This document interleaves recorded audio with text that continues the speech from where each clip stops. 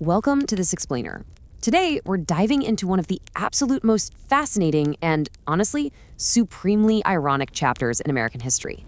We are looking at the 1920s. You know, that decade famous for flappers, jazz, and a massive, massive social experiment.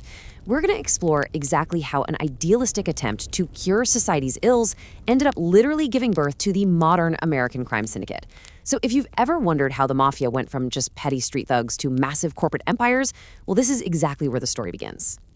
Okay, let's dive right into this. We really have to ask ourselves this central question. How on earth did a law, one that was deeply rooted in religious conservatism and aimed at cleaning up the country, backfire so spectacularly? The history we're analyzing today shows us exactly how this incredible unintended consequence played out. You see, there was a massive gap between intent and reality here. On the one hand, you had the intent. Groups like the Women's Christian Temperance Union genuinely believed that alcohol consumption was the root cause of domestic abuse, poverty, and immoral behavior. They argued that if you ban the bottle, you protect the American family and decrease crime. But the reality? It was a totally different story. What the nation actually got was a huge surge in violent crime, sweeping political corruption, and the creation of highly structured, organized crime. Part 1. The Noble Experiment. Good intentions, bad outcomes. To really understand how we got there, we have to look at the origins of this noble experiment and the legal mechanisms that sparked a nationwide underworld. It all started with the Volstead Act. Ratified in 1919 and taking effect in January 1920, this legislation was basically the enforcement arm of the 18th Amendment. It suddenly made all things associated with the creation, transport, and sale of alcohol completely illegal. Think about what that literally means. Overnight, the federal government attempted to just erase a massive, heavily entrenched consumer market. But they couldn't erase the consumer demand. The public's thirst didn't disappear. In fact, the forbidden nature of booze kind of made it even more popular, especially among young people. And that created an instant, massive vacuum. Part 2. Birth of the bootlegger, filling the void. You know the rule, whenever there's a massive demand and zero legal supply, someone is going to step in to fill the void. And in the 1920s, that someone was the American gangster. Before 1920, organized crime as we know it today didn't really exist. You had these fragmented street gangs, mostly young men, often recent immigrants who were struggling to find legitimate work in cities like New York and Chicago. They were shaking down local businesses, running low-profit gambling rings, and fighting over tiny territories. But Prohibition changed everything. It created a nationwide thirst and an incredibly lucrative market. Suddenly, Italian, Irish, and Jewish gangs realized that if they stopped fighting each other over pennies and started cooperating, they could supply the entire country with alcohol.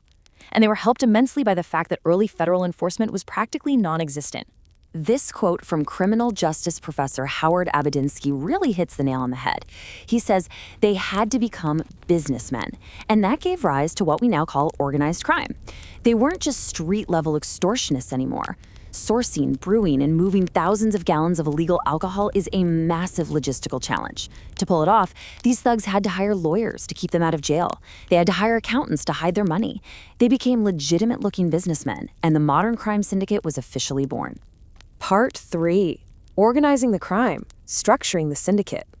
So how exactly did they structure these new corporate-style criminal enterprises? Well, let's break down the playbook. First, gang leaders actually sat down and forged mutual protection pacts.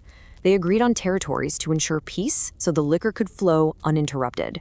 Second, they set up massive international supply chains. You had famous mobsters like Arnold Rothstein running liquor through the Great Lakes from Canada, while speedboats were bringing rum in from the oceans. Third, they opened thousands of underground speakeasies, creating highly profitable retail distribution networks. And fourth, they had so much cash coming in, they actually had to hire specialized financial experts to launder the money through legitimate businesses. Now, the absolute pinnacle of this new organizational genius was the Commission. By 1931, a visionary mobster named Charles Lucky Luciano had grown tired of the old-school violent turf wars between mafia bosses. So, after consolidating power, he created a governing body consisting of the heads of all the major crime families. Instead of shooting each other in the streets, they sat around a table, literally like a corporate board of directors, to authorize hits, settle disputes, and divide up the rackets. Organized crime had become a formal institution. And this brilliantly illustrates the sheer scale of what we are talking about. $100 million. That was the estimated annual revenue of Al Capone's Chicago outfit at its height in the mid-1920s. To put that into perspective, if you adjust for inflation, that is nearly $1.4 billion today, every single year. But as you can imagine, keeping an empire that big running smoothly wasn't cheap. Capone spent an estimated $500,000 every single month just to bribe police, politicians, and federal investigators. That's the equivalent of around $6 million a month today, just handed out in cash to keep the authorities looking the other way. Organized crime had essentially bought the government in major urban centers. No joke. And it wasn't just violent mobsters either. Brilliant professionals got in on the action too. Take George Remus, for example. He was a highly successful Chicago attorney. He read the Volstead Act and actually found a loophole. Alcohol could still be sold for medicinal purposes if prescribed by a doctor. So Remus bought up 14 distilleries and created a vertically integrated empire, selling supposedly medicinal liquor to illegal dealers. The guy amassed a $50 million fortune before he was finally caught. Part 4. The violent climax. The cost of doing business. But while men like Remus used legal loopholes, out on the streets, the cost of doing business was usually paid in blood. The era quickly escalated into a violent climax. If the whole goal of Prohibition was to reduce crime and alcohol consumption, well, the statistics from the 1920s are a damning indictment. Arrests for Prohibition violations jumped by 102%. Driving under the influence skyrocketed by 81%. And even public drunkenness and disorderly conduct increased by over 40%. The laws simply were not working, and the public was drinking just as much, if not more, dangerous, unregulated alcohol. Even more staggering is this number. 561%. That is the massive increase in federal convictions during this decade. The American justice system was completely overwhelmed. The federal prison population swelled by 366%, and the cost to operate those prisons ballooned by over 1,000%. The noble experiment was bleeding the country dry, while criminals were getting filthy rich. The absolute peak of this lawlessness shocked the nation on February 14, 1929. In a brutal turf war over the illegal liquor trade in Chicago, Al Capone's men, who were actually dressed as police officers, lined up 7 members of the rival George Bugg's Moran gang against a garage wall and gunned them down. The St. Valentine's Day Massacre made front-page news across the entire country.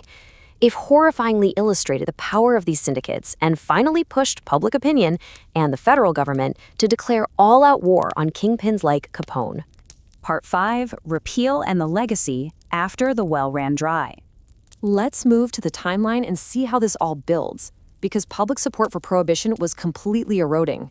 The violence was too high, the corruption was too deep, and as the Great Depression hit, the government desperately needed the tax revenue that legal alcohol could provide. The arc here is incredibly fast and explosive. From the ratification of the 18th Amendment in 1919, straight to the violent crescendo of the St. Valentine's Day Massacre 10 years later. By 1931, Al Capone was finally taken down, and get this, not for murder, but for income tax evasion. And finally, in 1933, the 21st Amendment was ratified, repealing Prohibition and ending the country's dry spell. But here's the thing. The repeal didn't end the mob, it just forced them to adapt. With the massive bootlegging cash grab over, these highly structured, corporate-style syndicates had to pivot, and they had a massive advantage. They were absolutely flush with cash during the cash-starved era of the Great Depression. So, what did they do? They diversified. Mobsters like Meyer Lansky funneled their Prohibition millions into the legal casinos emerging in Nevada. They expanded their grip on secondary rackets like illegal drugs and prostitution, and lawn sharking became a major industry, as desperate businesses had to go to the mob for cash when the banks failed. The organizational frameworks they built selling illegal beer allowed them to completely dominate the underworld for decades to come. Which brings us to our final provocative question. Did the noble effort to cure America's morals ultimately sentence the nation to a century of organized crime? It is a truly powerful lesson in unintended consequences. An attempt to legislate morality didn't dry up the country. Instead, it gave street thugs the wealth, the structure, and the political power to become sophisticated criminal empires whose legacy is still very much felt today. Thank you so much for joining me for this explainer. I really hope it gave you a new perspective on the Roaring '20s and the birth of the American mob.